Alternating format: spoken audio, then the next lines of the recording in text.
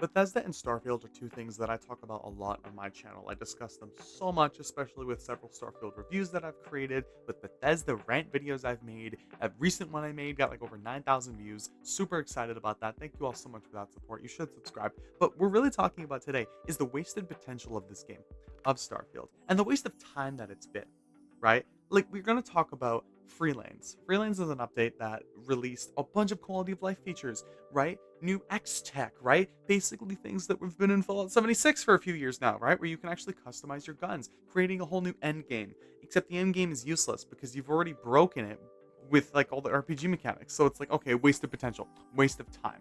Freelance. You can fly in between planets now. You can fly in the vastness, emptiness of space. We've also added random encounters. Oh, that's awesome. Waste of time and potential because I don't care to do it because fast traveling in my menus is still quicker. It's still just more intuitive and it makes more sense because why would I waste 3 minutes going from planet to planet in this system when I can just fast travel? Why did you not disable fast travel in general? Or again, in this huge menu that they have as well, where you can particularly increase your XP depending on difficulty factors. If you want to make enemies do more damage, you'll get an XP boost. That's awesome. That is not wasted potential. The problem, however, is that you didn't do this for your freelance update. So if you could make me disable fast travel so I have to walk and fly everywhere, give me like a 10% XP bonus, that would fix the whole problem. But you're not doing that because no one thought that far ahead where I'm just going to keep fast traveling because I don't care enough to go into my ship, take off through a loading screen, which is still wasted potential. Like, what are we doing here, guys? And then you have to go even through a smaller loading screen just to actually fly in between the planets. Just to fly in between the planets. Yeah, it gives you like the really blurred out mechanic. That's a fake loading screen. It's just hiding the loading screen. And we get down to Terran Armada. Why did we wait 2 years for a okay DLC? Not gonna lie, like I give it like a 7 out of 10. It's all right, but why was it 6 hours long? Why did we wait for that? Like, Delta was really cool, but why? Why 2.5 years basically for that DLC expansion? Giving it to us for premium edition users for free after Shattered Space's awful launch, which wasted potential and time. Comes back to, some okay positivity from Bethesda. Positivity. I love positivity when Bethesda gives us content that realistically should have been in the game all the way back in September of 2023. Okay, this game is almost 3 years old now and has just consistently shown me that they either take too long to release updates for a single player fucking game or they just waste the potential of everything that they do. The Land Rover, awesome thing. Why did it take a year for it to come out after launch? Why wasn't this an idea floated around day fucking one? Why did Microsoft give you guys another year to develop the game? Another year to add, to fix, to polish from 2022 to 2023, and you still didn't have a fucking Land Rover on these huge empty ass planets? And I've ranted about a particular thing that I figured out last week. Why are there no fucking rivers in the game?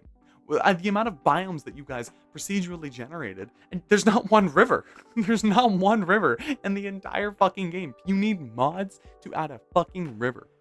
Why is something as simple as water you couldn't have in the game? You have massive lakes that have nothing on them. You can't even go underwater. What the fuck was the point of the giant lakes if there's nothing to do? Like, there's literally nothing to do. What the fuck is the point of me having a beach outpost when you can't do anything? There's no water extraction. There's no fishing. There's no actual anything to do. There's no underwater exploration. Why the fuck are you allowing me to explore planets if I can't explore underwater? Like, even if something as small as a cave would be cool, where you find some note where someone drowned down there or something. Like, why do we have things like that? How did it take you 8 fucking years and there's no rivers? Like, I'm still pissed about that.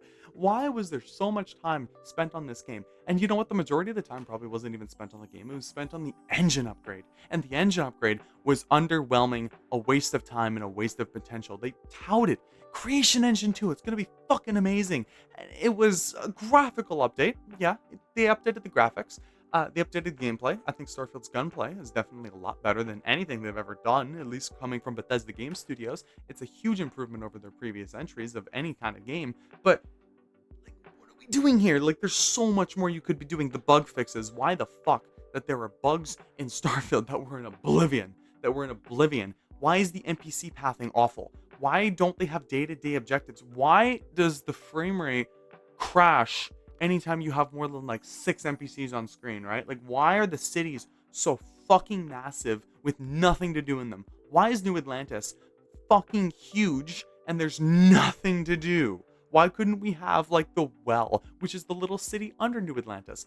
Why wasn't the well just the city, because that is a much better, much more dense, much more fun city to explore than New Atlantis, which is just a fast travel point, 5 minutes of running, fast travel point, 5 minutes of running, fast travel point, 5 minutes of running, with some shops littered around this huge, unnecessarily large city. It is so unnecessary, and they touted it. It's the biggest city we've ever made. Yeah, it's also the most fucking empty. There's nothing to do. The companions are complete garbage. I'm so sorry here. Like, I enjoy, and I think that the voice acting for Sam, Andreja, Sarah, and Barrett are extremely well done. But when in comparison to even Fallout 4, they pale in comparison. They are complete atrocities. I am amazed that the Bethesda writing team that thought only 4 companions was a good idea, considering that their previous game had like 12, and that their previous game also had better quest lines. The previous game also had better voice acting, I would also argue. It had better writing, had literally better everything. Every single companion out of Fallout 4 had a purpose. Some of them had their own factions. Some of them wouldn't go with you with certain factions. Some of them would only go with you if you sided with a faction. Like, there's options here where Starfield limits you to the 4 companions, of course, and yeah, there's like little named crew members. No one gives a fuck about the named crew members because you can't romance them because they don't have any dialogue other than "Who are you? How are you? How do you like me?" And that's even like the most in-depth conversation that you could have with the random fucking crew members. So you have 4 companions, all from Constellation. Oh yeah, Andreja, she's from the Serpent's fucking Path or whatever the fuck they're called. I completely forgot now. Barrett, Constellation. Sarah, Constellation. Sammy's a cowboy, Constellation. That's cool. You're all from one faction. You piss them off, it gives you a little meter, she's angry at you, she complains, and then, she can keep exploring with you. There's no real negative. I don't think I've ever actually gotten any one of the companions to be pissed at me or, like, want to leave my person, unless, like, I've murdered somebody, and then I just load a save, and then I don't murder them. Or I murdered them in a more sneakier fashion, which doesn't piss them off. It doesn't make sense. It's only, like, if you get caught, they really get mad at you. And it's just such a stupid system. And again, I appreciate the voice acting from all 4 voice actors and actresses. I think they did solid jobs. But Bethesda overall has done better. Bethesda has done better writing for characters. And you know what? The Bethesda writing team failed these voice actors. They failed them entirely. The companions are just shit. And that comes down to the questing and the fucking remedial access to all of the bullshit fetch quests that you have to do. Some of the quests in the game are fantastic and again are not wasted potential. One of the final quests where you engage into a science outpost and you get like this time travel shit, or you blip in between 2 universes. Why the fuck was that not in the entire game? Like, why was that at the very end? Why was arguably the best written, best quest in Starfield at the very fucking end? Who wrote that quest? I want to know who wrote that quest, because they should be the lead writer for your next fucking game, because that shit was awesome. Points me out of literally anything to do with Starfield is that Bethesda thinks they can still save the game. Even after Shattered Space, even after Freelance, even after Terran Armada, they still think they can turn it around. They still want to turn it into a monetized, fully monetized, modded piece of shit game that they're attempting to make into a single player live service title. They want to sell you the creation credits. They want modders fix the game for them. They want modders to add rivers for them instead of Bethesda realizing, oh shit, why the fuck do we have 1,000 planets and not one has a river? Who in the development team didn't notice that? Like, guys, you were trying to make the most breathtaking, in-depth world that you've ever created, and you didn't add fucking rivers.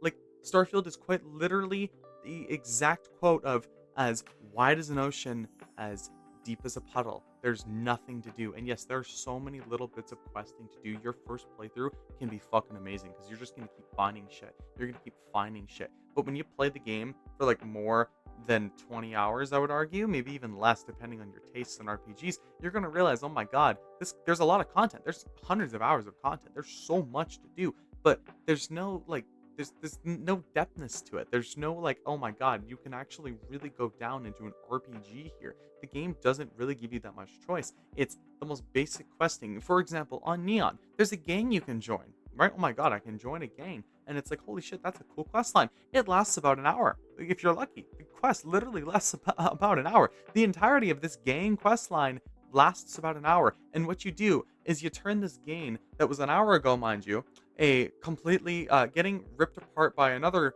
rival gang into basically Neon's own police force. You literally in an hour, not like a 6 hour, 10 hour quest line, right? In an hour, you turn them from a criminal organization into Neon's personal police force. It just doesn't make much sense, right? Because it's like, okay, look, that's an hour spent on whatever the fuck. And what do you get out of it? Oh, maybe an outfit, and you're done. There's no correlation in between the new police force that you've just created for Neon and any other decision you make in the entirety of the rest of the city or in the game. It doesn't matter. There's nothing. You could literally play through the main quest and that's it. And that's the most disappointing part about Starfield, is that in a game that literally gives you the opportunity to reset the universe and do whatever the fuck you want, nothing matters. And it is because of that new game plus mechanic that I think is awesome. I think is a really innovative way of doing it. It consists of making nothing matter, because you can just restart the universe with your same character. You don't have to do a new playthrough. You can just restart the universe with your same character, same choices, and it just doesn't matter. And that is the most disappointing part here, because Bethesda wants to make games, or I don't even know if they want to. They want to at least pretend like they want to make games where your choices matter, and your choices don't matter because you don't actually see the outcomes. And it's so stupid because they took one of the worst things out of Fallout 3 and Fallout New Vegas and literally any Obsidian game that I hate, and they just give you the little slideshow at the end. Except Bethesda innovated on that even a little bit. When you enter the Unity, you have the speaker talking to you saying, oh, look, your character did this, your character did this, your character did this. Here's the outcome of that. Here's the outcome of this universe.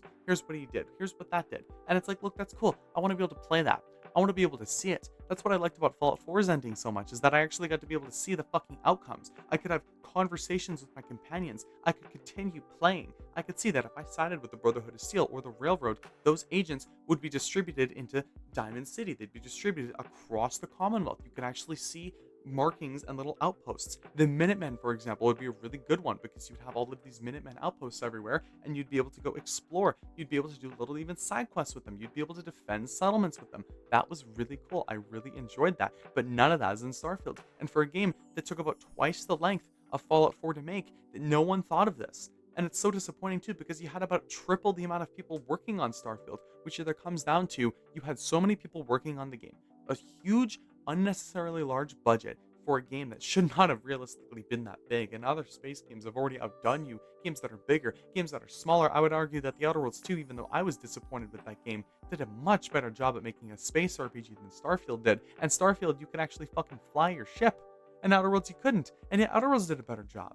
And it's so disappointing here too, because Bethesda has the opportunities, they have the capability, I know they do, to develop a good fucking title, but they overextend themselves. And not even that, they don't overextend themselves. They rely on too many people. When you had 100 people working on Fallout 4, when you had less than, I think, 50 people working on Skyrim, you actually could talk with each other. You didn't have to go through so many corporate ladders to actually do one thing. But with Starfield, it is the pure intention, and it is a showing of exactly what happens when a beloved RPG studio gets too bloated, when a beloved RPG studio gets too big. And you know what? CD Projekt Red is in that right now, where they're doing a lot of hiring. I really hope that they can stay consistent with a quality video game that's going to be The Witcher 4, that's going to be the next Cyberpunk. But time will tell to see if over hiring and bloating up the studio is going to be successful for them, because at least for Bethesda, it has not been. And maybe it's just the corporate structure of the studio where CDPR can have more of a fun time, but on the outside looking in, Bethesda looks like it's like an enjoyable studio to work at, right? Like, it's a lot of fun.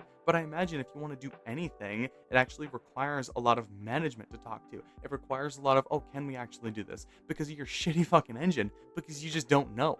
The majority of Starfield is literally just a bunch of fucking prefabs placed everywhere. That is exactly what it is. And that can't take that long. I wonder how much time they spent on procedural generation. I really do. Because how the fuck are you going to be using that in any future title?